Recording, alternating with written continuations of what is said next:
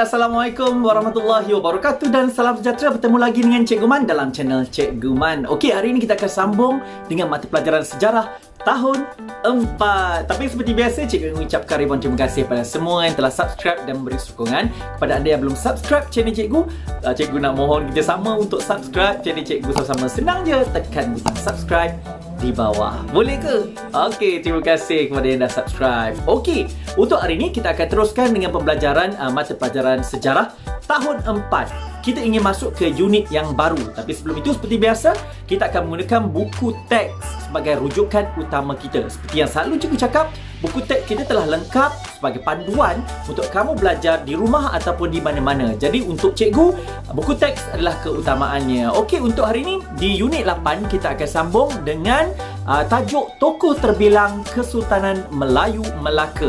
Cikgu ulang semula, unit 8 tajuknya Tokoh Terbilang Kesultanan Melayu Melaka. Okey, kita dah selesai dengan kerajaan Melayu awal. Sekarang kita ingin pergi lebih spesifik kepada kerajaan Melayu Melaka, terutamanya tokoh terbilang. Okey? Okey, sebelum kita teruskan ke dalam lagi untuk melihat tajuk ini, jom kita tengok sinopsis. Apa yang akan kita belajar dalam tajuk ini? Sinopsis adalah ringkasan bagi unit 8. Okey. Kita tengok sama-sama apakah sinopsisnya. Tokoh terbilang mempunyai peranan yang besar pada zaman Kesultanan Melayu Melaka. Penglibatan tokoh terbilang dalam pentadbiran telah membawa kepada era kegemilangan Kesultanan Melayu Melaka. Unit ini membincangkan mengenai struktur masyarakat dan tokoh terbilang pada zaman Kesultanan Melayu Melaka. Kita akan bincangkan dari segi masyarakatnya, struktur masyarakat dan tokoh. Nanti kita akan tahu di kerajaan Melayu Melaka dulu dia ada struktur-struktur dia. Daripada pemimpin sampai ke masyarakat. Level-levelnya lah, lebih kurang macam tu. Okey, dan kita juga nak tengok di sini adalah berkaitan dengan apa yang akan anda pelajari. Okey, bukan anda saja, termasuk cikgu dan kita semua akan pelajari dalam tajuk ini. Yang pertama, kita akan belajar menyatakan struktur masyarakat pada zaman Kesultanan Melayu Melaka. Yang kedua, menjelaskan maksud tokoh terbilang dalam Kesultanan Melayu Melaka. Dan yang ketiga, mengkategorikan peranan sultan, bendahara dan laksamana dalam Kesultanan Melayu Melaka. Itu tiga yang perlu kita tahu apabila telah selesai tajuk ni. Antaranya, tiga benda ni antara yang perlu kamu tahu apabila kita telah selesai belajar tajuk ini. Okey, jelas? Alright. Okey, jadi kita juga nak tengok apa dalam buku teks ini. Cikgu lupa cakap. Dalam buku teks muka surat 104 dan 105. Lupa, selalu cikgu cakap awal-awal kan buku teks kita ni. Okey, 104 dan 105. Alright, kita nak tengok sekarang ni asas kemahiran pemikiran sejarahnya apa. AKPS-nya yang pertama, menyatakan struktur masyarakat pada zaman Kesultanan Melayu Melaka. Yang kedua, mengenal pasti peranan tokoh terbilang pada zaman Kesultanan Melayu Melaka. Dan yang ketiga, meneroka bukti sumbangan tokoh terbilang pada zaman Kesultanan Melayu Melaka. Itu pada muka surat 104 dan 105. Okey, ini adalah sinopsis apa yang perlu kamu tahu dan juga sedikit asas kemahiran pemikiran sejarah yang perlu kamu dapat dan tahu selepas ini. Ini adalah dia punya keseluruhan dalam unit 8. Sekali lagi, cikgu ulang, ini adalah lebih kurang dia punya apa yang perlu kita dapat, apa yang perlu kita tahu dan serba sedikit cerita berkaitan dengan unit 8 iaitu tokoh terbilang Kesultanan Melayu Melaka. Okey, kalau kamu tengok pada muka surat ini, kamu akan nampak satu diorama. Diorama ni adalah macam model kecil yang menunjukkan keadaan tersebut. Iaitu diorama ini adalah tentang istiadat menghadap Sultan di Balairung Seri Istana. Sumber di Muzium Istana Kesultanan Melayu Melaka. Okey, bersama sini cikgu sertakan juga Muzium Istana Kesultanan Melayu Melaka. Pernah kamu pergi ke Melaka? Mungkin kamu pernah singgah ke muzium ini. Jadi inilah dia. Dalam muzium tu ada diorama ini.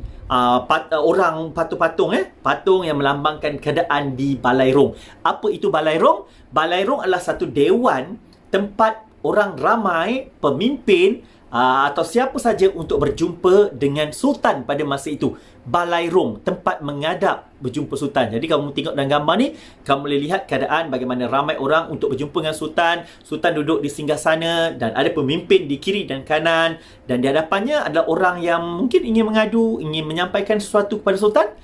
Itulah tempatnya di Balairung. Pernah tengok tak keadaan macam ni? Mungkin pernah pergi ke istana lama, mungkin kamu pernah tengok dalam gambar, tengok dalam filem, tengok dalam drama, juga telah singgah di Muzium Melaka, dapat tengok keadaan ini. Okey, jom kita nak teruskan daripada muka surat 14 dan 105 ni. Kita nak tengok muka surat seterusnya berkaitan dengan struktur masyarakat pada zaman Kesultanan Melayu Melaka. Apakah dia struktur masyarakat? Bermaksud susunan. Kalau kamu tengok pada gambar ini ada piramid kan? Susunan masyarakat, siapa yang di level paling atas sampai yang terendah. Dia ada. Di satu peringkat struktur. Okey, jom kita baca dulu apakah artikel yang ada pada muka surat 106. Okey, jom kita baca sama-sama, boleh? Struktur masyarakat Kesultanan Melayu Melaka dapat dibahagikan kepada dua golongan. Cikgu ulang balik, ada dua golongan dalam struktur masyarakat Kesultanan Melayu Melaka. Apakah dia? Yang pertama ialah golongan pemerintah. Golongan pertama ialah golongan pemerintah, dan golongan yang kedua adalah golongan yang diperintah. Cikgu ulang, ada dua golongan pada zaman Kesultanan Melayu Melaka. Golongan yang di atas adalah pemerintah, pentadbir, dan golongan di bawah adalah yang diperintah, menerima arahan rakyat dan masyarakat. Okey, setiap golongan mempunyai peranan dan tanggungjawab masing-masing. Jom kita tengok pada struktur ini, piramid ni. Tengok siapakah golongan pemerintah dan siapakah golongan diperintah. Golongan pemerintah tertinggi di atas sekali dalam struktur masyarakat pada zaman Kesultanan Melayu Melaka. Di atas sekali yang warna kuning itu ialah Sultan. Sultan merupakan ketua masyarakat, ketua kerajaan, ya, pada zaman Kesultanan Melayu Melaka. Sultan, dan yang di bawah Sultan adalah pembesar. Sekali lagi, dua ini iaitu Sultan dan pembesar merupakan golongan pemerintah. Cikgu ulang, golongan pemerintah terdiri daripada siapa tadi? Sultan, betul, dan juga pembesar. Apa ni? Orang panggil apa? Pembesar ni? Alamak. Orang-orang yang berjawatan. Macam tu. Orang-orang yang berjawatan yang akan membantu Sultan bekerja. Kalau zaman sekarang, siapa pembesar? Menteri-menteri, Perdana Menteri. Itu pembesar lah dalam kerajaan zaman sekarang. Okey. Manakala golongan diperintah pula terdiri daripada dua. Yang pertama, yang warna oranye tu, rakyat, dan hijau, hamba. Sekali lagi cikgu ulang, golongan yang diperintah ada dua, iaitu rakyat dan hamba. Jadi kalau kita tengok pada keseluruhan struktur ini, masyarakat yang paling di bawah sekali adalah hamba. Perlu diingatkan, pada zaman ini masih berlaku istilah hamba. Masih ada. Hamba ni dia akan duduk dengan tuan dia dan bekerja dengan tuan dia, tinggal dengan tuan dia. Dia berbeza dengan orang gaji. Orang gaji bukannya hamba. Tapi hamba ni dia seolah-olah dia tak ada dunia lain lah. Duduk dia bersama dengan tuan dia je lah. Buat arahan tuan dia, ikut dia tuan dia. Rakyat ini bebas. Dia tidak ada tuan. Rakyat ini bebas. Macam kita bebas. Tak ada siapa menjadi tuan kita. Di atas rakyat ialah pembesar. Macam cikgu cakap tadi, pembesar ini adalah pemimpin-pemimpin. Dan atas sekali ialah sultan. Ini ialah struktur masyarakat pada zaman Kesultanan Melayu Melaka. Okey. Boleh? Alright, jom kita tengok seterusnya. Ini pada muka surat 106. Okey. Dan kita tengok ada juga maklumat, tahukah anda rakyat boleh menjadi pembesar apabila dia diberikan jawatan oleh sultan. Daripada menjadi rakyat biasa, tiba-tiba sultan memberikan dia jawatan yang tertentu, dia boleh menjadi pembesar. Dia boleh naik satu level, pergi ke level yang kedua di bawah sultan tu. Okey. Alright, jom kita tengok seterusnya pada muka surat 107. Kita nak tengok siapakah mereka ini. Tadi cikgu cerita sedikit kan. Jom kita tengok daripada sultan dahulu. Siapakah Sultan dan apakah peranan Sultan? Sultan ini ialah pemerintah tertinggi dalam pentadbiran negeri. Cikgu cerita tadi. Yang kedua, merupakan simbol perpaduan rakyat. Bila ada Sultan, ada ketua di atas, menunjukkan bagaimana dia menyatukan rakyat dalam negara dia, dalam negeri tersebut. Okey? Pembesar pula dilantik oleh Sultan.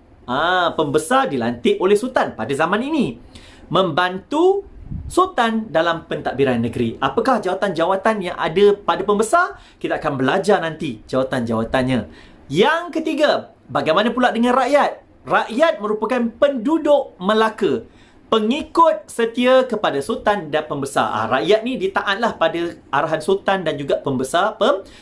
Ingat, pembesar tadi membantu Sultan, manakala rakyat ini menjalankan tugas dan tanggungjawabnya dengan penuh setia kepada Sultan dan juga pembesar. Hamba pula ialah orang suruhan Sultan dan pembesar. Yang memiliki hamba adalah tuannya tadi ialah Sultan dan pembesar. Jadi pembesar ni ada hamba. Okey, bilangan hamba melambangkan ketinggian status dan kekayaan pemiliknya pada masa itu. Tapi pada masa kini kita tiada lagi istilah hamba. Perhambaan itu sudah tiada. Jadi sekali lagi kita ulang, Sultan merupakan yang paling tinggi, yang merupakan lambang kepada simbol kepada perpaduan rakyat. Pembesar pula dilantik oleh Sultan, membantu Sultan dalam pengurusan pentadbiran dan apa saja berkaitan dengan urusan negeri.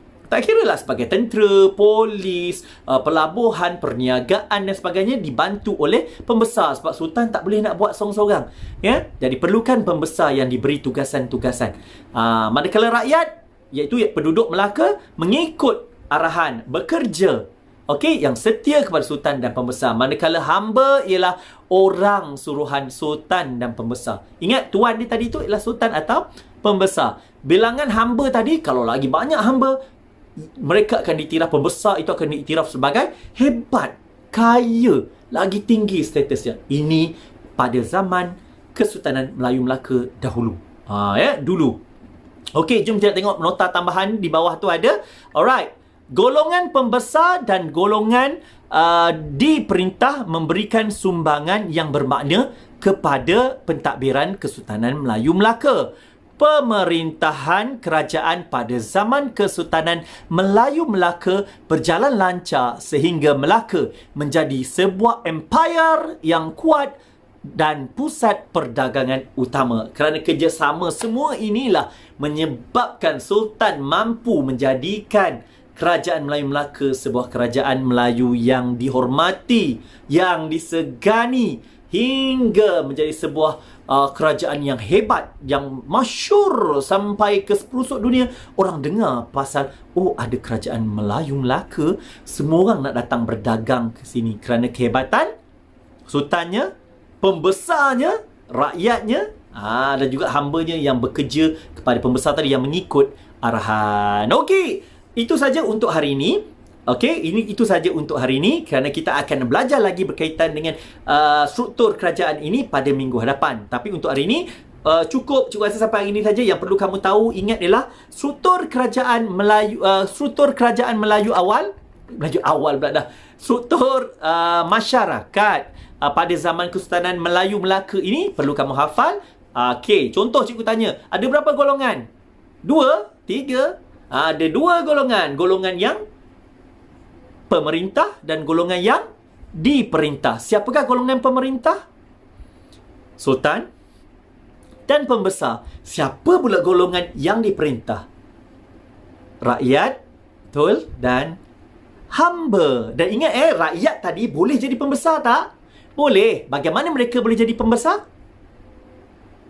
Bila mereka dilantik oleh Sultan untuk memegang sesuatu jawatan. Okey, cikgu rasa itu saja untuk hari ini. Cikgu harap kamu semua faham dan dapat terima apa yang kita telah belajari hari ini. Jadi cikgu doakan kamu juga terus sihat di rumah kerana cikgu dapati sekarang ni kes COVID semakin tinggi. Kalau kamu tengok harian, betul tak?